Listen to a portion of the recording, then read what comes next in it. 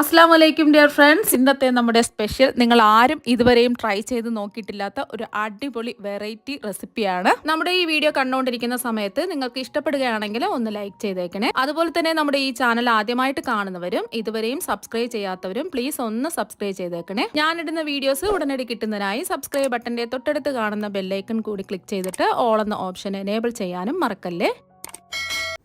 അപ്പോൾ ഈ റെസിപ്പിക്ക് വേണ്ടിയിട്ട് ഒരു ബൗളിലേക്ക് 250 ml കപ്പിന് 2 കപ്പ് പച്ചരി ഇട്ട് കൊടുക്കാം. നമ്മൾ ഇടിയപ്പത്തിനും അപ്പത്തിനും ഒക്കെ എടുക്കുന്ന സാധാരണ പച്ചരി തന്നെയാണ് എടുത്തിട്ടുള്ളത്.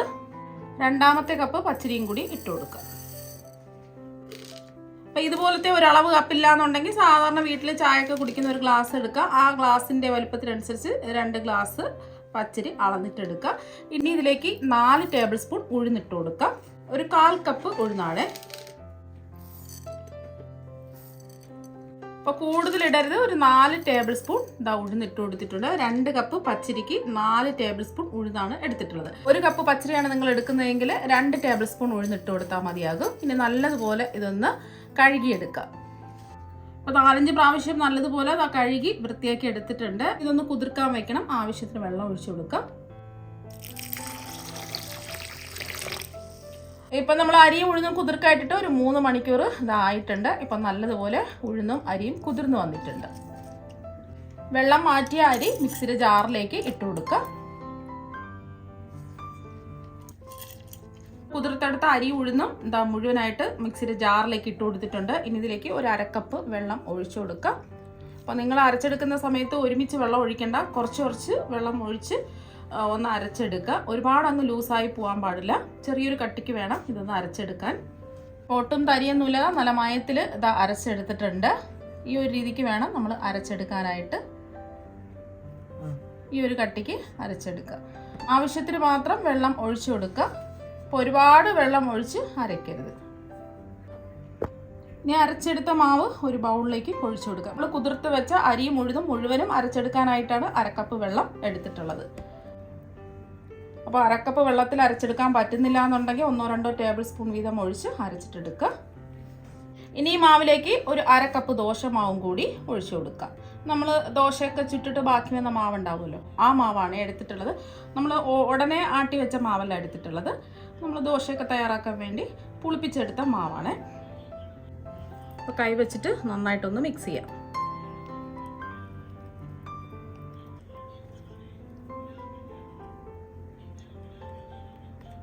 ഇപ്പോൾ നന്നായിട്ടൊന്ന് മിക്സ് ചെയ്തെടുത്തിട്ടുണ്ട്. കണ്ടില്ലേ, ഒരുപാടങ്ങ് കട്ടിയാവാൻ പാടില്ല. ഈ ഒരു രീതിക്ക് വേണം റെഡിയാക്കി എടുക്കാൻ. ഇനി കുറച്ച് മണിക്കൂർ ഇതൊന്ന് റെസ്റ്റ് ചെയ്യാൻ വേണ്ടിയിട്ട് മൂടി വയ്ക്കാം. ഒരു 4-5 മണിക്കൂർ വരെ നമുക്കിതൊന്ന് മൂടി വയ്ക്കാം. വെച്ചിട്ട് ഒരു 5 മണിക്കൂറായി. കറക്റ്റ് പാകത്തിന് ഇതായിട്ടുണ്ട്. ദോശമാവ് പോലെ അങ്ങ് പതഞ്ഞു പൊങ്ങി വരേണ്ട ആവശ്യമൊന്നുമില്ല. ചെറിയൊരു പുളിപ്പ് മാത്രം വന്നാൽ മതിയാകും. അങ്ങ് ഒരുപാട് കട്ടിയാവാൻ പാടില്ല. ഈ ഒരു പരുവത്തിൽ നല്ല സ്മൂത്തായിട്ട് നമുക്കിതുപോലെ വീണ് കിട്ടണം. അഥവാ നിങ്ങൾക്ക് മാവ് കട്ടി കൂടി പോയിട്ടുണ്ടെന്നുണ്ടെങ്കിൽ കുറച്ച് വെള്ളം ഒഴിച്ചു കൊടുക്കുക. ഒരുപാട് വെള്ളം ഒഴിക്കരുത്. കുറച്ച് 1/2 ടേബിൾ സ്പൂൺ വീതം വെള്ളം ഒഴിച്ച് ഇതുപോലെ ഒരുപാട് കട്ടിയല്ലാത്ത രീതിയിൽ മാവ് മിക്സ് ചെയ്തെടുക്കുക.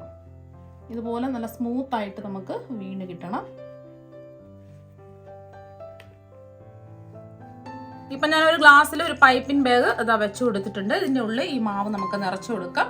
ഇതുപോലത്തെ ഒരു പൈപ്പിംഗ് ബാഗ് ഇല്ലാന്നുണ്ടെങ്കിൽ നമ്മുടെ വീട്ടിൽ പാലൊക്കെ വാങ്ങുന്ന കവറോ അല്ലെങ്കിൽ എണ്ണയുടെ കവറോ ഒക്കെ ക്ലീൻ ചെയ്തിട്ട് നല്ലോണം ഉണങ്ങിയതിന് ശേഷം എടുത്താൽ മതിയാകും. ഇനി മാവ് ഈ പൈപ്പിംഗ് ബാഗിലേക്ക് ഒഴിച്ചു കൊടുക്കുക. ഒരു 3/4 ഭാഗത്തോളം ഒഴിച്ചു കൊടുക്കാം.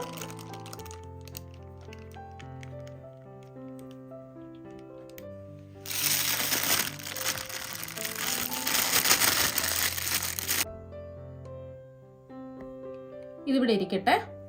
ഇനി ഒരു പാത്രത്തിലേക്ക് 250 ml കപ്പിന് 3 കപ്പ് പഞ്ചസാര ഇട്ട് കൊടുക്കാം. അപ്പം നമ്മളിപ്പോൾ 2 കപ്പ് അരി എടുത്തത് കൊണ്ടാണ് 3 കപ്പ് പഞ്ചസാര എടുത്തിട്ടുള്ളത്.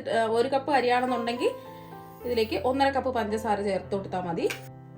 അപ്പോൾ 3 കപ്പ് പഞ്ചസാര അതാ ഇട്ട് കൊടുത്തിട്ടുണ്ട്. ഇതിൽ നല്ലതുപോലെ പഞ്ചസാരയൊക്കെ പിടിച്ച് നല്ല തേന് പോലെ ഇരിക്കണം. അതിന് വേണ്ടിയിട്ടാണ് നമ്മൾ ഇത്രയും പഞ്ചസാര എടുത്തിട്ടുള്ളത്. ഇനി ഇതിലേക്ക് 2 കപ്പ് വെള്ളം ഒഴിച്ചു കൊടുക്കാം. നമ്മൾ എത്രയാണോ പഞ്ചസാര എടുത്തിട്ടുള്ളത്, 3 കപ്പ് പഞ്ചസാരയ്ക്ക് ആ കപ്പിൻ്റെ അളവിൽ തന്നെ 2 കപ്പ് വെള്ളവും കൂടി ഒഴിച്ചു കൊടുക്കാം. ഇതിലേക്ക് ഫ്ലേവറിന് വേണ്ടിയിട്ട് 6 ഏലക്ക ഒന്ന് തല്ലി ഇട്ട് കൊടുക്കാം. ഏലക്കപ്പൊടിയാണെന്നുണ്ടെങ്കിൽ 1 ടീസ്പൂൺ ഏലക്കപ്പൊടി ഇട്ട് കൊടുക്കുക. പഞ്ചസാരയും കൂട്ടി ചേർത്ത ഏലക്കപ്പൊടിയാണെന്നുണ്ടെങ്കിൽ 1 ടീസ്പൂൺ ഇട്ട് കൊടുക്കുക. പഞ്ചസാര ചേർക്കാത്ത ഏലക്കപ്പൊടിയാണെന്നുണ്ടെങ്കിൽ ഒരു 1/2 ടീസ്പൂൺ ഇട്ട് കൊടുത്താൽ മതിയാകും. ഏലക്കയാണെന്നുണ്ടെങ്കിൽ ഒരു 6 ഏലക്ക ഇതുപോലെ തല്ലി ഇതിലേക്ക് ഇട്ട് കൊടുക്കുക. ഒന്ന് ഇളക്കി കൊടുക്കാം. ഈ പഞ്ചസാര എല്ലാം ഒന്ന് അലിഞ്ഞ് വരണം. ഒരു നൂൽ പാവൊന്നും ആയി പോകരുത്. മീഡിയം ഫ്ലെയിമിൽ വെച്ച് കൊടുക്കുക. അപ്പോൾ മീഡിയം ഫ്ലെയിമിൽ വെച്ചിട്ട് വേണം ഈ പഞ്ചസാര എല്ലാം ഒന്ന് ഉരുക്കിയെടുക്കാനായിട്ട്. ഇപ്പോൾ ഒരു നൂൽ പാവൊന്നും ആയി പോകരുത്. ഒട്ടുന്ന പരുവം മാത്രം ആയാൽ മതിയാവും. ഇപ്പോൾ അത് ഒട്ടുന്ന ഒരു പരുവം ആയിട്ടുണ്ട്. ഇനി കുറച്ച് പഞ്ചസാര പാനി ഒരു സ്പൂണിൽ ഇതുപോലെ എടുക്കുക. ഇതിൻ്റെ ചൂട് ചെറുതായിട്ടൊന്ന് മാറിയിട്ട് ഒന്ന് തൊട്ട് നോക്കിയാൽ മതി. ഇതുപോലെ തൊട്ട് നോക്കുന്ന സമയത്ത് ഇതുപോലെ ഒട്ടുന്നതാണ് പരുവം എന്ന് പറയുന്നത്. ഫ്ലെയിം ഓഫ് ആക്കിയതിന് ശേഷം ഇതിലേക്ക് 1 ടീസ്പൂൺ നാരങ്ങ നീര് ഒഴിച്ചു കൊടുക്കുക. പഞ്ചസാര ക്രിസ്റ്റലൈസ് ആവാതിരിക്കാൻ വേണ്ടിയിട്ടാണ് ഇങ്ങനെ ചെയ്യുന്നത്. അപ്പോൾ അതാ ഒന്ന് മിക്സ് ചെയ്തെടുത്തിട്ടുണ്ട്. ഇതിവിടെ ഇരിക്കട്ടെ. ഇനി ഇത് ഫ്രൈ ചെയ്തെടുക്കുന്നതിന് വേണ്ടിയിട്ട് കുറച്ച് എണ്ണ ചൂടാക്കാൻ വെച്ചിട്ടുണ്ട്. ഇനി ഈ പൈപ്പിംഗ് ബാഗിൻ്റെ ഇത്രയും ഭാഗം ഒന്ന് കട്ട് ചെയ്ത് മാറ്റാം. ഇനി ചൂടായി കിടക്കുന്ന എണ്ണയിലേക്ക് ഇതുപോലെ ഒന്ന് ചുറ്റിച്ച് ഒഴിച്ചു കൊടുക്കാം.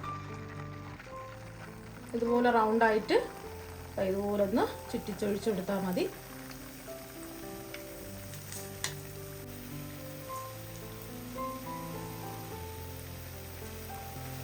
ചെറുതായിട്ടൊന്ന് മൊരിഞ്ഞ് വരുമ്പോൾ നമുക്കിതൊന്ന് തിരിച്ചിട്ട് കൊടുക്കാം. ഫ്ലെയിം കൂട്ടിയിടരുത്, എന്നാൽ പിന്നെ ഇതിൻ്റെ നിറമൊക്കെ മാറി നല്ലോണം ബ്രൗൺ ആയി പോകും. നമുക്ക് ബ്രൗൺ അല്ല വേണ്ടത്, ചെറിയൊരു ഗോൾഡൻ നിറമാണ് വേണ്ടത്. അപ്പോൾ പള്ളികളിലെ ആഘോഷമായാലും ഉത്സവമൊക്കെ ആകുന്ന സമയത്ത് പുറത്ത് ഇതുപോലെ ഇരിക്കുന്ന പഞ്ചസാര പാനിൽ മുങ്ങിക്കുളിച്ചിരിക്കുന്ന തേൻ കുഴലാണ് നമ്മളിന്ന് തയ്യാറാക്കാൻ പോകുന്നത്. ഇപ്പോൾ ഒരു സൈഡ് ഒന്ന് മൊരിഞ്ഞ് വന്നിട്ടുണ്ട്. തിരിച്ചിട്ട് കൊടുക്കാം. ആയിലിട്ടാൽ തന്നെ നമുക്ക് അലിഞ്ഞു പോകുന്ന തരത്തിൽ സാരപ്പാനിയൊക്കെ പിടിച്ചിട്ട് അപ്പോൾ അടിപൊളി ടേസ്റ്റിൽ ഇങ്ങനെ അടുക്കി നമുക്കിങ്ങനെ ഇരിക്കുന്നത് കാണാൻ തന്നെ ഒരു ഭംഗിയാണ്. അപ്പോൾ ആ തേൻ കുഴലാണ് നമ്മളിന്ന് തയ്യാറാക്കുന്നത്. ഇപ്പം കണ്ടില്ലേ, ചെറിയൊരു ഗോൾഡൻ നിറം ആയിട്ടുണ്ട്. നല്ലോണം എന്താ മുരിഞ്ഞൊക്കെ വന്നിട്ടുണ്ട്. ഒരുപാട് ബ്രൗൺ ആയിട്ട് കളറൊന്നും മാറിപ്പോവരുത്. ഇനി എണ്ണയിൽ നിന്ന് നമുക്ക് കോരി മാറ്റാം. എണ്ണ മുഴുവനും പോയിട്ട് വേണം നമുക്ക് പഞ്ചസാര പാനിയിലേക്ക് ഇട്ട് കൊടുക്കാൻ. അപ്പം നമ്മുടെ പഞ്ചസാര പാനി നല്ല ചൂടായിരിക്കണം. മാറി പഞ്ചസാര പാനിയിലേക്ക് ഇത് ഇട്ട് കൊടുക്കരുത്. നല്ല ചൂടുള്ള പഞ്ചസാര പാനിയിലേക്ക് ഇതുപോലെ ഒന്ന് ഡിപ്പ് ചെയ്ത് ഒരു 2 മിനിറ്റ് ഇങ്ങനെ വെച്ചിരിക്കാം. ആ സമയം കൊണ്ട് നമുക്ക് വീണ്ടും അടുത്തതും ഇതുപോലെ തന്നെ ചെയ്തിട്ട് റെഡിയാക്കി എടുക്കാം. ഒരു 2 മിനിറ്റ് ഇതുപോലെ ഇരിക്കട്ടെ. ഈ പഞ്ചസാര പാനിയൊക്കെ ഇതിൽ നല്ലോണം പിടിച്ച് വരണം. നമ്മൾ പഞ്ചസാര പാനിയിൽ ഡിപ്പ് ചെയ്ത് വെച്ചിട്ട് 2 മിനിറ്റ് കഴിഞ്ഞു. ഒരു 3-4 മിനിറ്റ് വെച്ചാലും കുഴപ്പമൊന്നുമില്ല. നല്ലോണം പഞ്ചസാര പാനിയൊക്കെ പിടിച്ച് കിട്ടും. അപ്പോൾ കണ്ട നല്ല അടിപൊളിയായിട്ട് പഞ്ചസാര പാനിയൊക്കെ പിടിച്ച് ഇത് റെഡിയായി കിട്ടിയിട്ടുണ്ട്. ബാക്കിയുള്ളതും ഇതുപോലെ ഫ്രൈ ചെയ്ത് എണ്ണ എല്ലാം മാറ്റിയതിന് ശേഷം പഞ്ചസാര പാനിയിലേക്ക് ഇട്ട് കൊടുക്കുക. പഞ്ചസാര പാനി നല്ല ചൂടായിരിക്കണം. അഥവാ പഞ്ചസാര പാനി ചൂട് കുറവായി പോയിട്ടുണ്ടെന്നുണ്ടെങ്കിൽ ജസ്റ്റ് ഒന്ന് ചൂടാക്കിയിട്ട് വേണം ഇതിട്ട് കൊടുക്കാൻ. ഇതുപോലെ ഒന്ന് ഡിപ്പ് ചെയ്ത് വെക്കുക. ഓരോന്നും ഫ്രൈ ചെയ്തെടുക്കുന്ന സമയത്ത് ഇതുപോലെ ഒന്ന് ഡിപ്പ് ചെയ്ത് വെച്ചതിന് ശേഷം അടുത്തത് പിഴിഞ്ഞൊഴിച്ച് ഫ്രൈ ചെയ്തെടുത്താൽ മതിയാകും. പെട്ടെന്ന് തന്നെ നമുക്ക് റെഡിയായി കിട്ടും.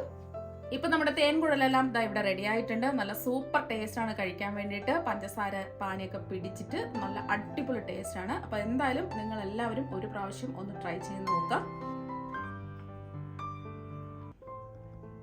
ഇപ്പൊ കണ്ടിട്ട് പഞ്ചസാര പാനിയൊക്കെ പിടിച്ച് നല്ല സൂപ്പറായിട്ട് ഇരിപ്പുണ്ട്. ഒരു പ്രാവശ്യം തയ്യാറാക്കുകയാണെന്നുണ്ടെങ്കിൽ വീണ്ടും തയ്യാറാക്കി കഴിക്കാൻ തോന്നും. അത്രയ്ക്ക് അടിപൊളി ടേസ്റ്റാണ്. അപ്പോൾ നിങ്ങൾ എന്തായാലും ഉറപ്പായിട്ടും ഒരു പ്രാവശ്യം ചെയ്ത് നോക്കുക. ഇനി ഇതൊന്ന് മുറിച്ചും കൂടി കാണിച്ചു തരാം.